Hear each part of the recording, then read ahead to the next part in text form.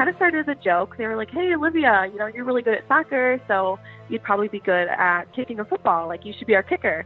And, of course, I blew it off. I was like, no, I can't do that. I've never even considered doing that.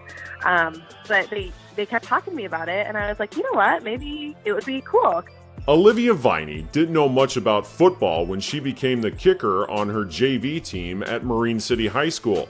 She also didn't know that she was about to make history. And that's a Duff Said.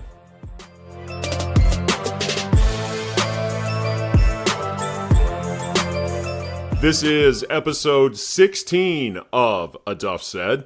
I'm your host, Duff Tyler. Thank you so much for hitting the play button on Podbean. Now, last year, there were more than 35,000 kids playing high school football in the state of Michigan, and 112 of those players were girls. Nationwide, more than 2,400 girls played high school football in 2018. Though it is still very much a male-dominated sport, Michigan ranks 8th in the country with the total number of girls playing on tackle football teams. And that brings us to the story of Marine City native Olivia Viney.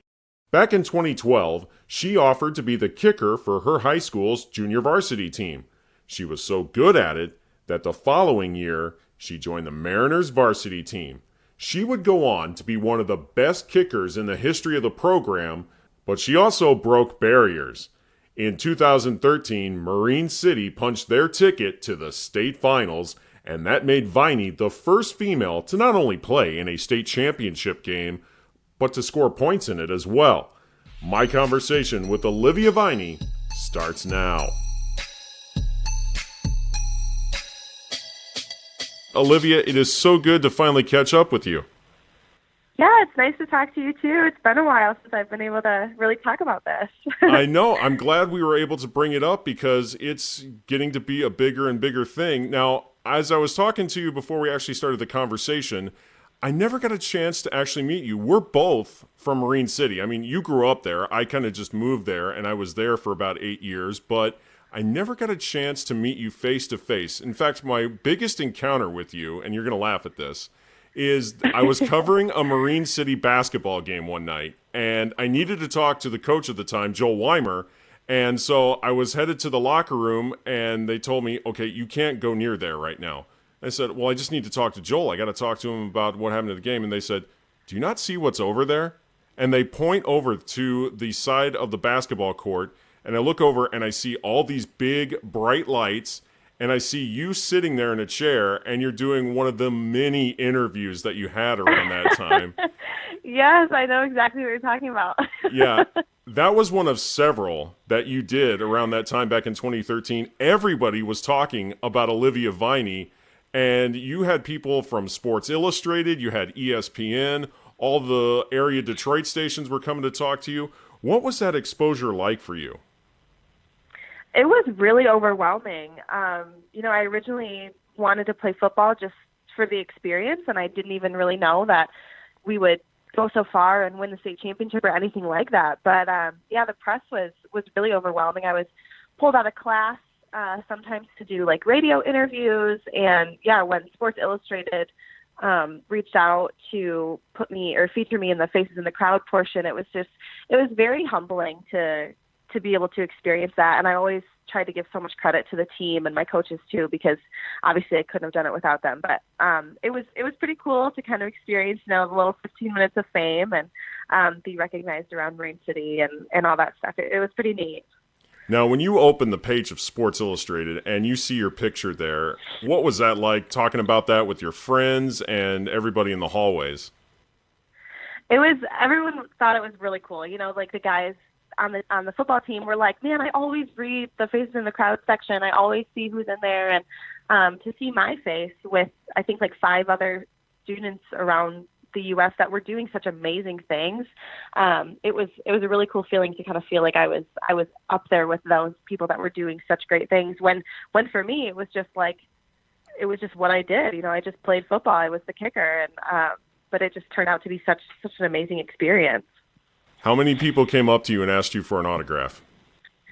Not a whole lot. They were usually younger younger children or like little girls a lot would get some autographs, but not too many actual autographs, some pictures every once in a while. But that was actually one of my favorite parts of, the whole, the fame or whatever you want to call it. But it was one of my favorite parts was being able to really connect with the younger generation and just kind of show them that it doesn't matter if you're a girl or whatever, you can do whatever you put your mind to. When I knew that I was going to get this opportunity to talk to you, I wanted to make sure that there hadn't been any other girls that had gotten the opportunity to play in a state championship game. Now, I talked to the MHSAA, and they think that there have been some other girls that have gotten that opportunity since you, but you're still the only one they think that has ever scored. Now, looking back on that game 6 years later, what's it like for you to know that you were the first to crack the glass ceiling? I mean, I remember the day so clearly that I knew there was going to be a lot of pressure. There was going to be a lot of eyes on me, just because it was so new and it was, that had never happened before. But I was just trying to stay focused and, do practice and warm up as normal. And I knew that it was a lot of pressure, but I couldn't let myself think about it on that day. I just needed to think about putting the ball through the uprights, and that was my only job. But yeah, afterwards it's pretty special to know, even 6 years later, now that I'm 22, it's really special to know that I was the first girl. And I hope there are girls after me that are able to say that they did it. But, being the first is pretty cool, feeling like a trailblazer. It's funny that you should mention that, because right now there's 112 girls competing this season on 11-player tackle teams. Now, like you, a lot of them are kickers, but believe it or not, there are some girls who are playing positions on both offense and defense. There's been some that I've seen that are playing free safety, they're playing wide receiver, and my favorite is the girl who is currently playing on the offensive line. Now, I know with your size, you probably wouldn't have been able to have played in that position. But no way. But the consensus at your time was that's as far as girls were probably ever going to go on high school football teams, being the kicker. So when you hear that there are girls playing at some of the other positions now and doing pretty well at them, what do you make of how far girls have come in the sport? I think that is just fantastic. Yeah, I was even having a girl just as a kicker was kind of a new thing. But if they have the size, which I don't, I'm very short. But if they have the size and the discipline and everything it takes to play and be one of the guys, like, absolutely do it. If they can compete, I think that is so great for them.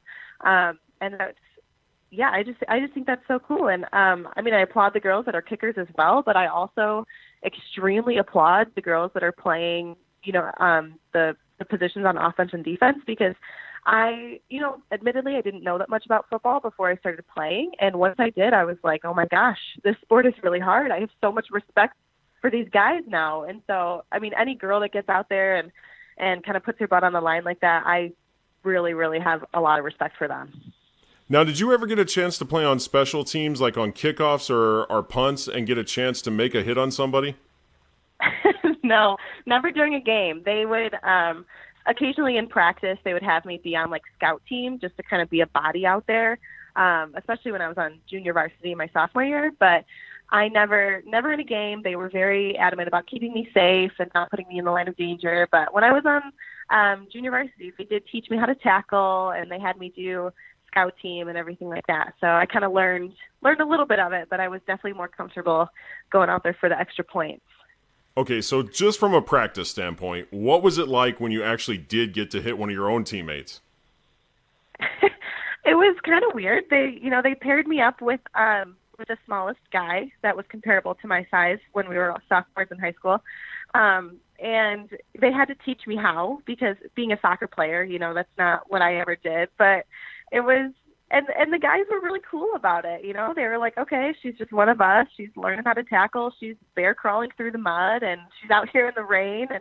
And I think it kind of grew respect for me as a player, which was a kind of nice base to have. But at first it was very awkward. Like, I was like, this is not what I do. But after a while, it was like, okay, let's do the tackling drills and let's get out there. I mean, I'm sure it felt good just a little bit, right? To make a hit on a guy? once I kind of learned the mechanics of it, I was like, okay, I can do this. And then, yeah, it was kind of fun. Now, do you still talk to that guy, or what was those conversations like even back then? He knew he was the smallest guy on the team. So he was always a good friend of mine. So he understood that if I was going to be paired with anyone, it would be him. But yeah, he was a great sport about it. And I don't think he probably didn't go 100% against me, but that's okay. He was a great sport and a good tackling partner to have. I want to talk to you now about how that journey even started, because like you mentioned before, you at that time were a terrific soccer player for the Mariners, and your dad was a soccer coach. But how did it even come to be that you were going to try out for the junior varsity team at Marine City? I remember you had a conversation with the coach, and you said, hey, I'd like to be your kicker. How did that conversation go?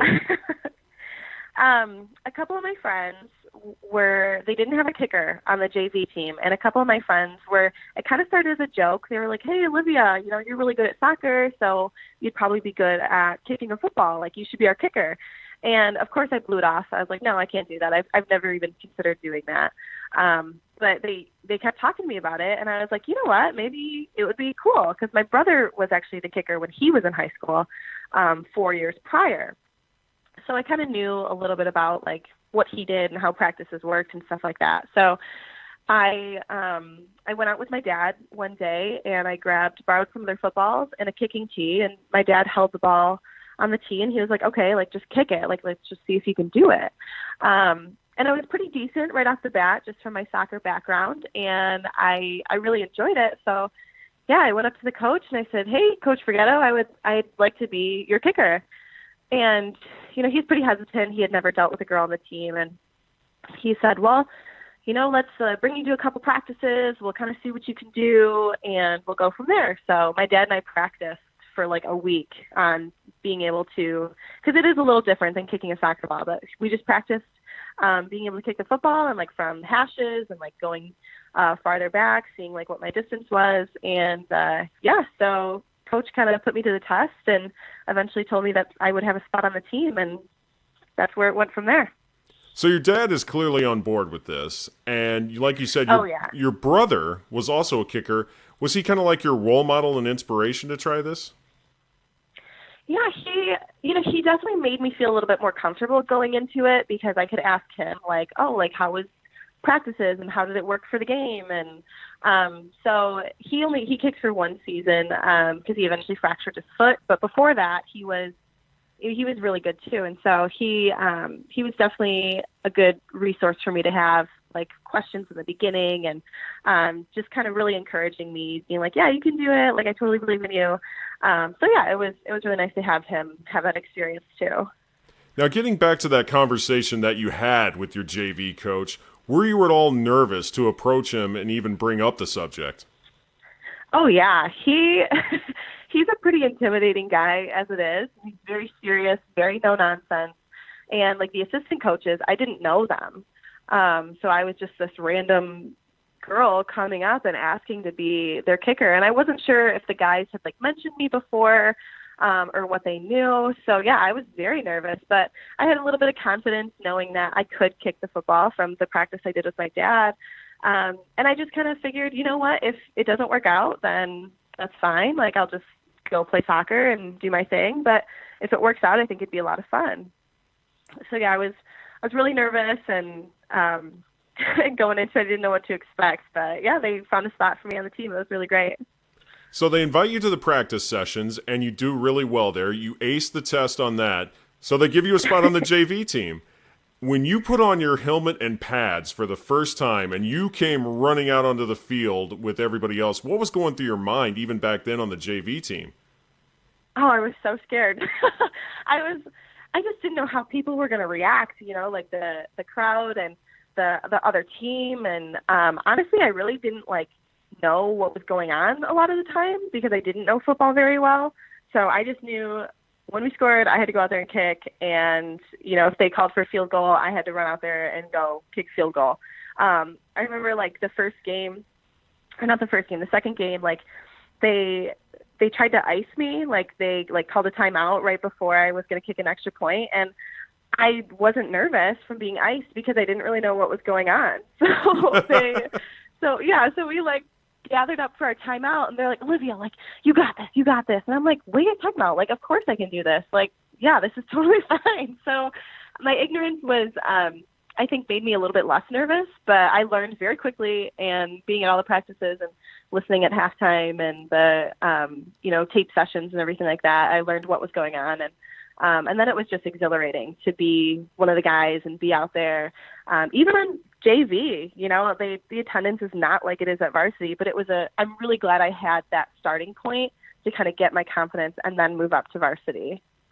I find it very interesting that you'd never really followed football that closely before. So they told you they wanted you to be the kicker on the JV team, but how much football had you seen prior to that? I mean, if my dad or my brother or someone's watching a game of football, I'll sit down and watch it with them, but I never really paid a ton of attention. I didn't have a lot of interest in it. I just thought it would be, a fun new experience to try being the kicker for the football team. But yeah, now that I look back on it, I'm like, wow, I did not know anything. Like, I knew the basics of like how football works, but I definitely didn't have a respect for how much work went into it and like how intricate the plays are and how much thought goes into everything. So yeah, I did not know hardly anything at all. So I think in the beginning, though, that helped me be a little just less nervous. So like you said, there was a lot of learning curves that you had to go through in order to play the sport. What do you remember, though, about the first time that you did have to line up for an extra point? The first time I had to line up, well, the first game on JV, they didn't have me kick. They went for 2 every time because that's what they usually had done because they didn't usually have a good kicker. So the second game was when I got to kick my first extra point, and I remember like lining up. I just did everything like I did in practice, and I was just like thinking to myself, please make this, because I knew that if I didn't, my coach was going to keep going for 2. So I was just telling myself, like, just do what you do in practice, like don't listen to everyone else, like just do what you do. And once I made that, I distinctly remember looking up into the stands and seeing my parents like standing up with their arms up, and they were pumped, and I was excited. And little did I know that it would lead to such a great thing happening. But it was, the first kick, I was like, all right, I can do this. Now I got the first one under my belt. And that would not be your last one by no means, because you were 40 out of 40 on extra points in junior varsity. Were you surprised by that number, or did you just feel so relaxed because you said, I've got this. This is nothing like out of the ordinary for me because you've done it so many times in practice. So were you surprised by how well you were able to excel at being a kicker? After practicing for a while, I knew that I could do extra points consistently because accuracy was kind of my strength, not so much distance. So I knew if I was going to go out there for an extra point, I was going to make it.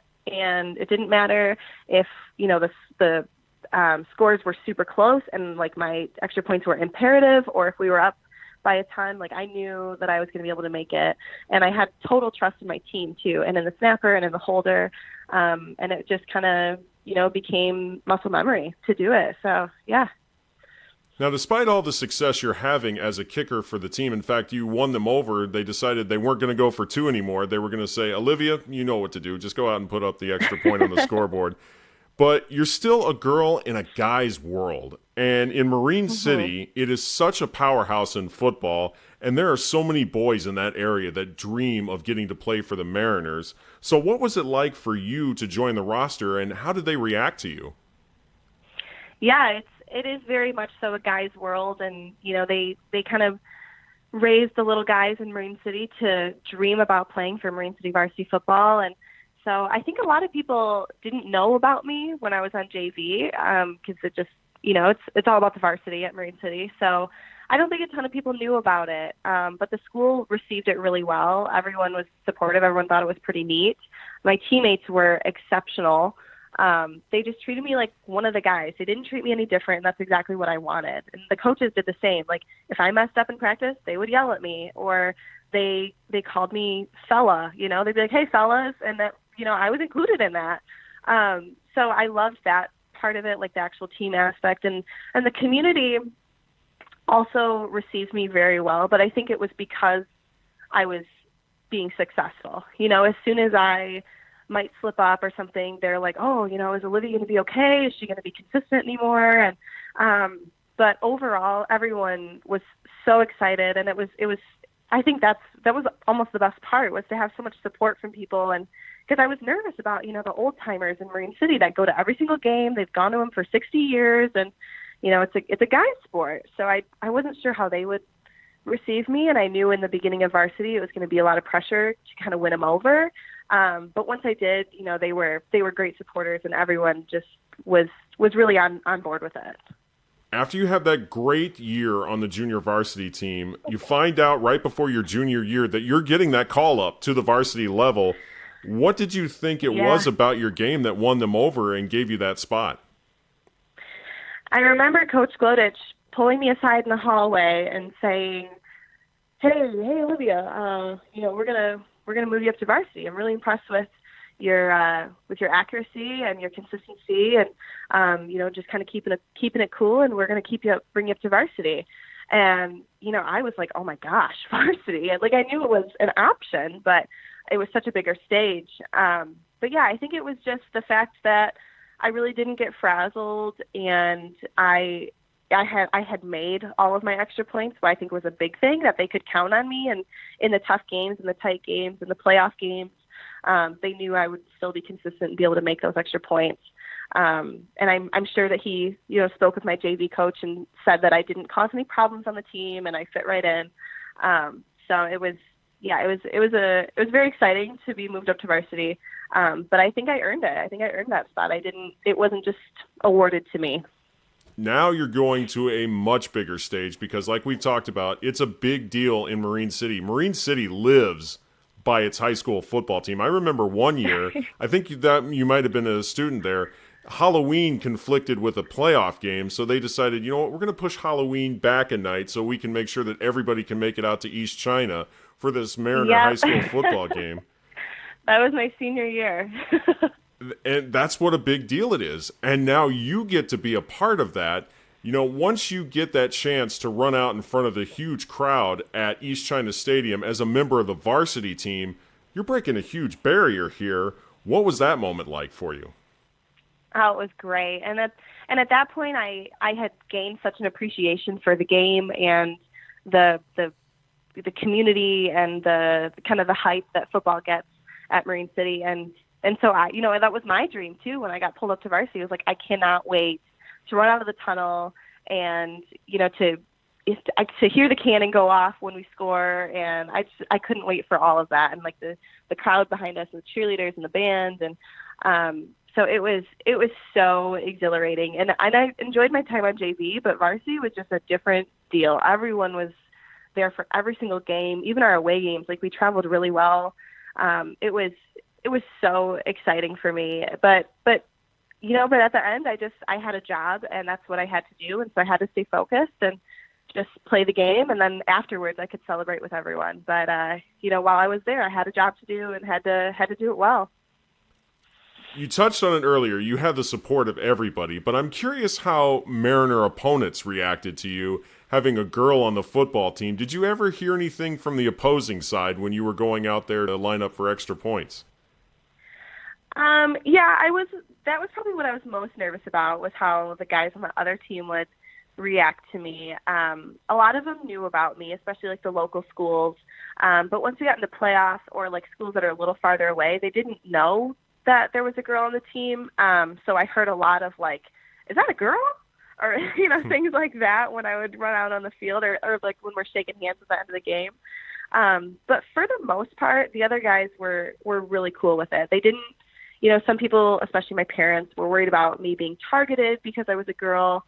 But that really never happened. And, on the rare occasion that it slightly did, my teammates were all over it. They'd be like, what was his number? And they would shut it down really quickly. So I definitely had 100 big brothers with me all the time that were ready to, talk to anyone that treated me poorly. But for the most part, honestly, I was very well received by other teams too, which I was nervous about because I didn't, it's different for them. I don't know if they're going to harass me or like target me after extra points or anything, but that really didn't happen very often. And I think for the most part, they all thought it was pretty cool too. And that I, generally did well. So it was overall, it was very good. 100 big brothers. That's a pretty awesome thing. That's what high school football does. It builds relationships. How many of those guys do you still keep in touch with? We've all gone our separate ways, but I would say probably like 3 or 4 of them, I'll still check in with every once in a while. But because I don't live in Marine City anymore, but if I'm ever in Marine City and I see any of them, like, it's always, hey, how you doing? How you been? Like, let's catch up. But yeah, there's a few that I still will regularly text and just see how things are going and how college is going for them, and they're off living their lives. But I think even if we don't regularly talk to each other, we still have that really special bond together. Looking back on the 2013 season, the Mariners were 8-1 in the regular season, and you made 61 of 65 on your extra points. But you only got to make 1 field goal that whole season. They never really got you that opportunity. Would you have liked to have attempted more of those? I think I would have been capable. I think I would have been able to do it. But every time, because there would be a possibility. So they tell me, Olivia, get ready for a field goal, and I'm standing there right on the sideline, like ready in case I got to run out there. But every time I didn't have to go out there was a little relief. I was sure. like, okay, it's okay. Like, we got the first down, or like we got the touchdown. Like, it's going to be okay.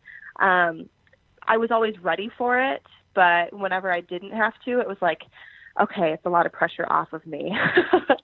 But even the one that I got to do, it was really exciting, and I'm glad I at least got to do one. And when I tell people that, like, yeah, I only kicked 1 field goal, they're like, why'd you only kick 1 field goal? I'm like, well, we were really good. We usually got the first down, so I didn't have a ton of opportunities. Yeah, the Mariners were a juggernaut on offense that year, so they didn't really give you that opportunity. But I do remember one time I was covering a Mariner game, and it was a close one that night. For the life of me, I can't remember who you guys were playing that night. But I thought late in the game there was going to be a chance for you to get out there and try to attempt a game winner. And I remember asking a friend of mine who was very familiar with the team, I said, what's Olivia's range? How far can she go? And he tells me she's probably somewhere between 35 to 40. Now, was he being accurate, or was he shortchanging you? No, that's pretty accurate. My farthest my farthest field goal I ever made was 40 yards, and that was in practice. And it was a stretch, to get 40 yards. But pretty much anything inside of 35, I would have made all day. It was just that 35 to 40 range that was like, oh, I might make it, but it might be a little short. But yeah, anything 35 and in, I was money. I would have made it. In 2013, Marine City made it to the Division IV state championship finals. Now, Marine City is a school that has been on that stage many times before, but you're the first girl that gets to play in the big game. So when you get the chance to run out of the tunnel and onto the field at Ford Field, there are so many guys in the state of Michigan. We're talking tens of thousands of guys who play high school football in the state of Michigan who never get that opportunity to run out onto the field and play in a state championship game. And so when you're doing that and you're living in that moment, knowing that you're really accomplishing something just big just by being there, what was going through your mind at that moment? It was wild. It was a really, really cool life moment to be able to run out of the tunnel with all the guys on the team, and it was awesome to just be there. And everything was louder, and all the the announcers were louder, and the screens are huge, and also the uprights are 2 feet narrower on each side, which I didn't know about until the day before the game. So that was a little scary. Surprise! Just like less room for error. But it was just being there and like being in the locker rooms and warming up there, and it was such an experience. And honestly, like it's crazy to me that I was still even able to do that. I watch a Lions game on the TV, and it's like I was there, I played there, I scored in those uprights, and it was just honestly, like, to this day, even 6 years later, it was still the best day of my life. It was fantastic. And not only did you get a chance to be there and experience that, you were 7 for 7 on your extra points. But I'm just curious, how were your nerves that day?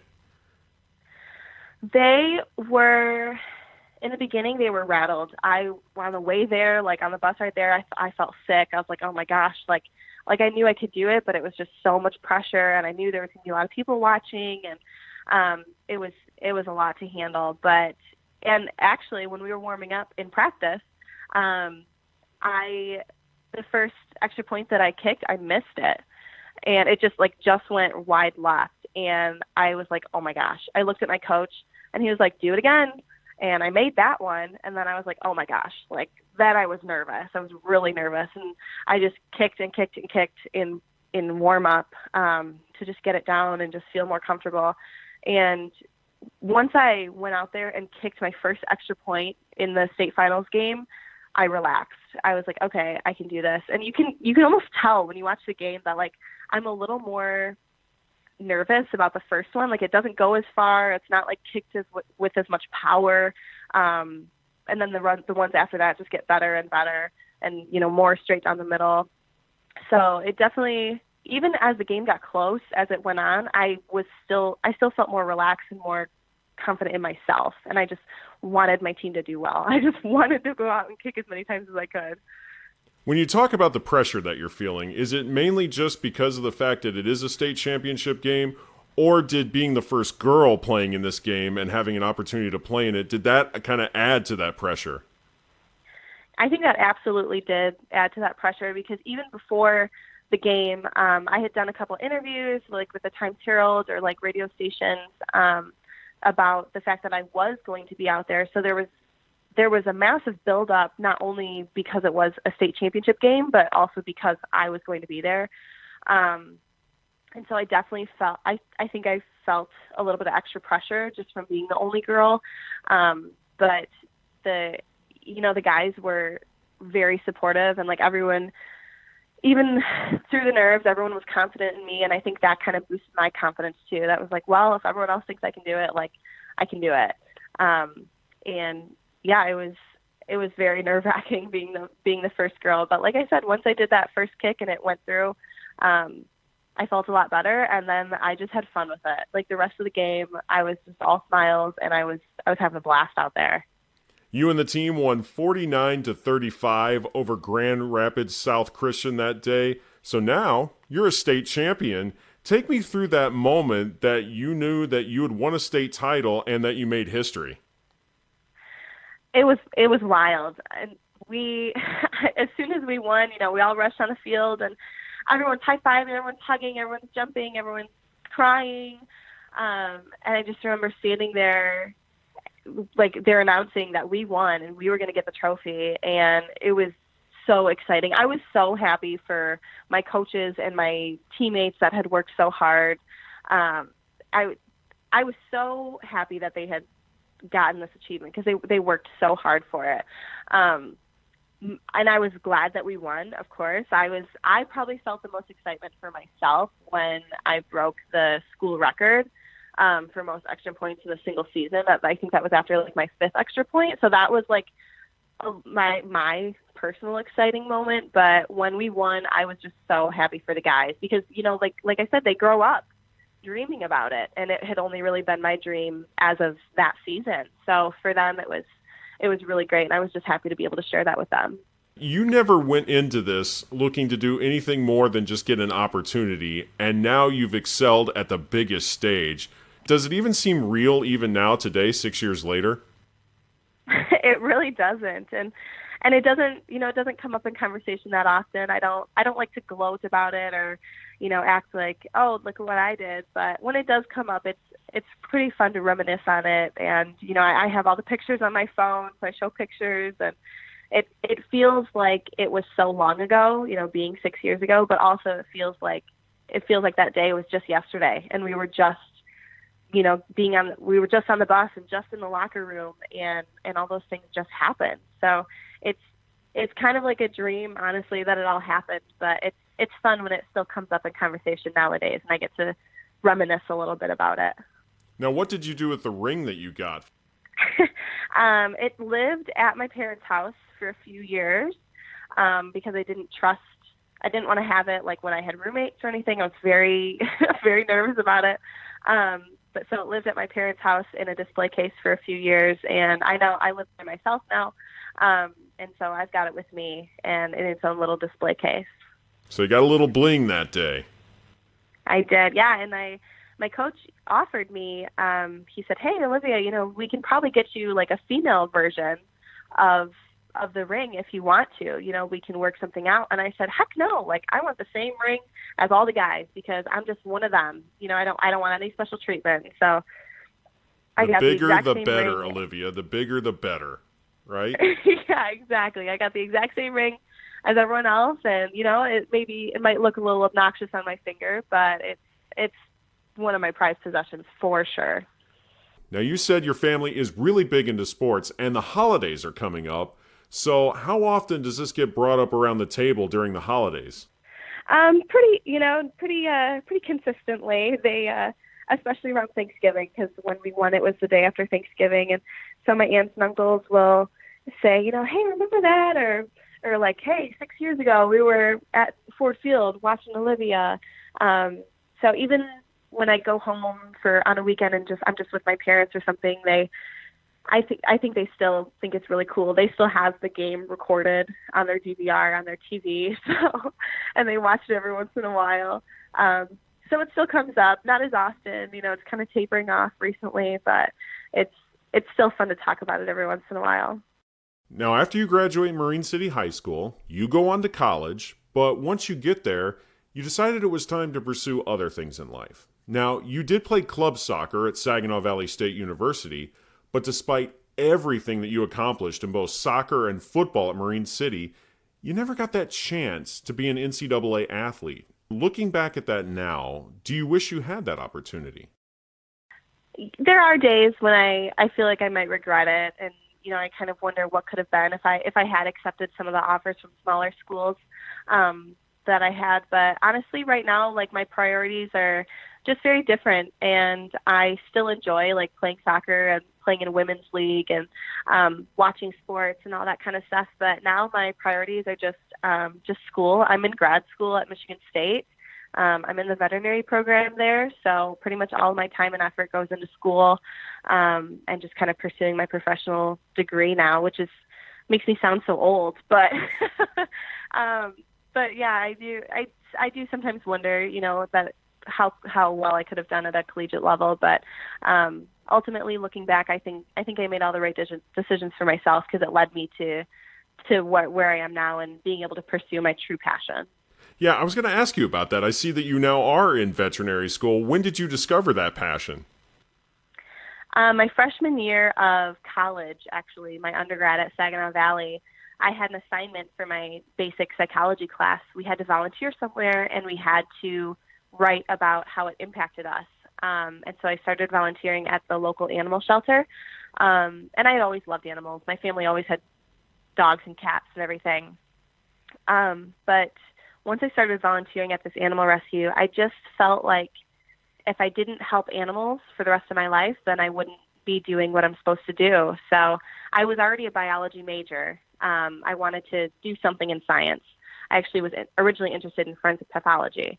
So I just kept my major, but just kind of started doing research on what it would take to become a veterinarian and job shadowed a little bit and decided that that was definitely the path for me. So I started job shadowing and getting experience and volunteering more and got a job at a vet clinic. And so 4 years of hard work and then applying, and now I'm at Michigan State. I've got about 3.5 years left in the program. So once I'm 26 and graduate, I think there are so many options within veterinary medicine, which I'm now realizing. But I think my true passion will always come back around, and I think that I will probably end up working tightly with animal shelters or with the Michigan Humane Society or something in the future. Because I worked in general practice for 2 years, which I really enjoyed. But I think my true passion really lies with animal rescue, and so I think I'll probably end up working that way somehow. Are you a dog or a cat person?